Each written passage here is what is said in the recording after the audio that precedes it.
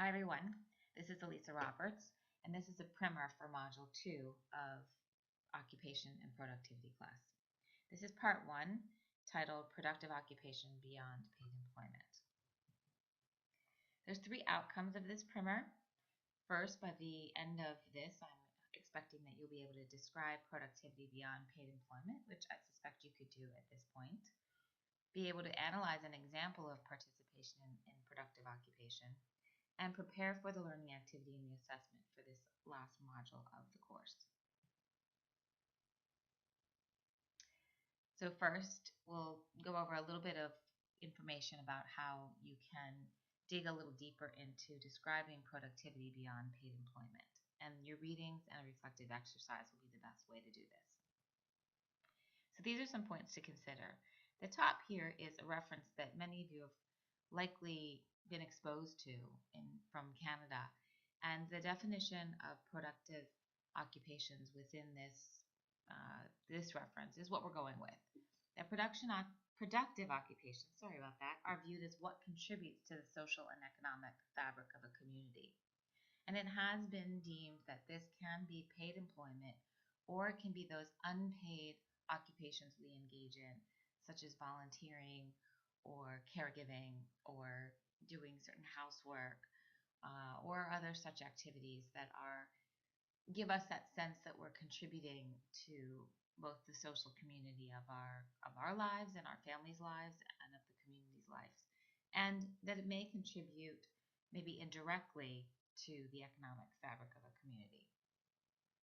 The following points here you can go refer to in one of your readings. I just think they're just key points to consider in the whole context of where you are in really reflecting on occupational therapy as a discipline and as a philosophy even. And I think that it's through engagement in a variety of daily occupations that we express ourselves and we find meaning in our lives and we adapt to one's challenges. I think that's something that by now you likely have mastered in terms of your understanding of the idea of occupations. Similarly, tasks and activities are devoid of higher level meaning until they've been put into the context of a person's life. This is important because you're going to be interviewing a person for this module and really trying to understand one of their primary occupations and the meaning that they ascribe to it or that they give to it in the context of their life. And when we think of context, we think of either context or environment. They're words that are often interchangeable. And I think you're familiar with that term as well. And finally, just a point that seemed to resonate with me in that occupations we do across our lifespan sustain us. They organize our lives. They enable us to connect with, adapt, and have some sense of control in our environment. And ultimately, they allow us to express ourselves and give us a sense of who we are. So again, you're seeking to find a person who has this understanding or has an occupation that does at least a majority of these things, and that it's something that they would consider a productive occupation.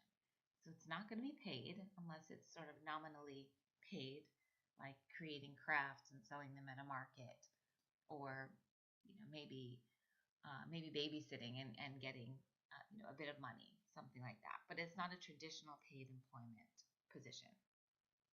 But you're going to look to find this person and tap into these aspects of what that occupation means to them in your interview.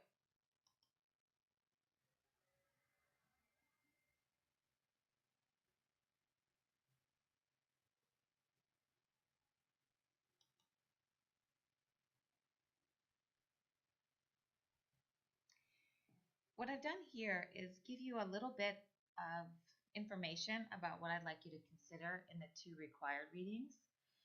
So in the first one, I really just want you, it's really a pretty straightforward excerpt from a chapter, and there's 4 types of work that are described, and I think they're pretty self-explanatory, but be able to compare and contrast those, know what the similarities are and what the differences are, be able to recognize them. And in the second reading that you have here, again, just excerpts from this chapter are all that you're required to read. And again, there's another 4 types of occupations that are described, and then some. So just be able to categorize these. And again, you may be finding that these will help you with your interview guide, and obviously that at the end of the semester when we have a quiz on this kind of material, this is good information for you to be familiar with in your readings. Something else I want you to think of when you're reading this second reading, and you'll probably even think of it a bit in the first one, is just consider the varied meaning of work or any other occupation. And the book gives some good examples. And, it dawned on me just thinking about doing laundry or even ironing a shirt. There's so many different meanings or purposes for that activity. So see what you can come up with and how many ideas you can generate. I know laundry is one of those things that I could see certainly as work, more like a chore. Whereas I think for my mother, it's actually some kind of leisure pursuit. It really just it gives her peace and comfort to have a clean laundry and all put away. And me, I could leave laundry sitting in the dryer for days because it just is not something that I like doing. And I remember it being something my mother always insisted that we do in an efficient way, and that was the rebel in me didn't really care for that. So think about these sort of mundane occupations, and doing laundry and ironing a shirt may not even be what I consider productive occupation, but I think it's just a good exercise. Just take any occupation and kind of really think about what are the circumstances that change its purpose and therefore change its meaning for you. And then one of the other elements of this chapter is just to consider factors that influence what people do. And again, those few pieces of the reading might help you formulate questions for your interviewee, or it might help you explore some literature associated with productive occupation and occupational therapy. Let's see. The recommended readings. These are purely optional. I just wanted to point out a few reasons why I selected them. The first one was the Glass et al. Study. This came out in 1999, so about 2 years after the big Well Elderly study hit the market. And the Well Elderly study, I think if you haven't read about it, you will with Sam. And it was the landmark study of occupational therapy done in the United States out of the University of Southern California that essentially said that occupational therapy is effective in reducing health risks and increasing wellness, that it's preventative, and that it's cost effective. And that's all in comparison to just having well older adults just engage in any activities or social activities. And a lot of what I'm going to think about, or I'm going to have you think about in this particular module, does seem to apply most easily to older adults. And that's simply because they're the ones that are typically not involved in paid employment, so they're most likely to be able to describe an occupation they're engaged in that is productive but yet not paid. So it kind of narrows the field for you, I think. And that leads me to the second. By the way, the first one, I just want you to think about reading it or skim through it, because this was basically a study done outside of occupational therapy that essentially said that engaging in productive activity actually helped people survive longer in life. It reduced mortality rates. And that was pretty profound for occupational therapists to have other scientists back up one of our primary premises. Moving on to the next recommended reading here. This is a study just to identify older adults' engagement in productive occupations.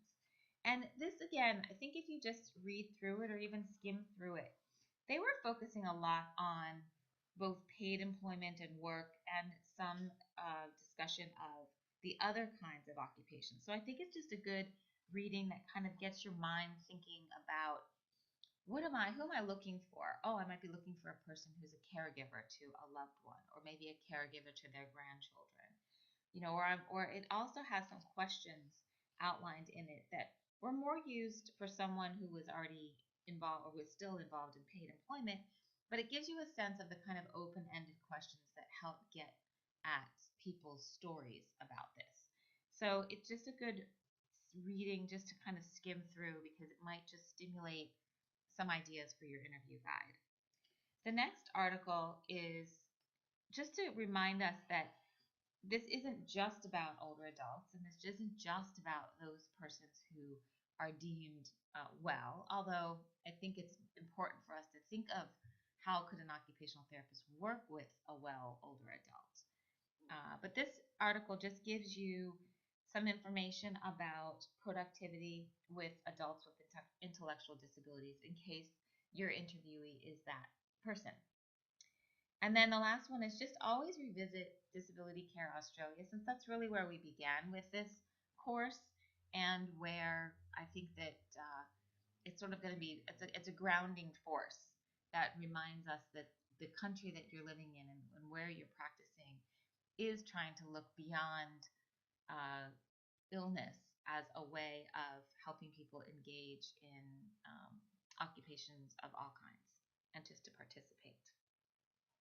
And I'm actually going to stop there, and we're going to have another part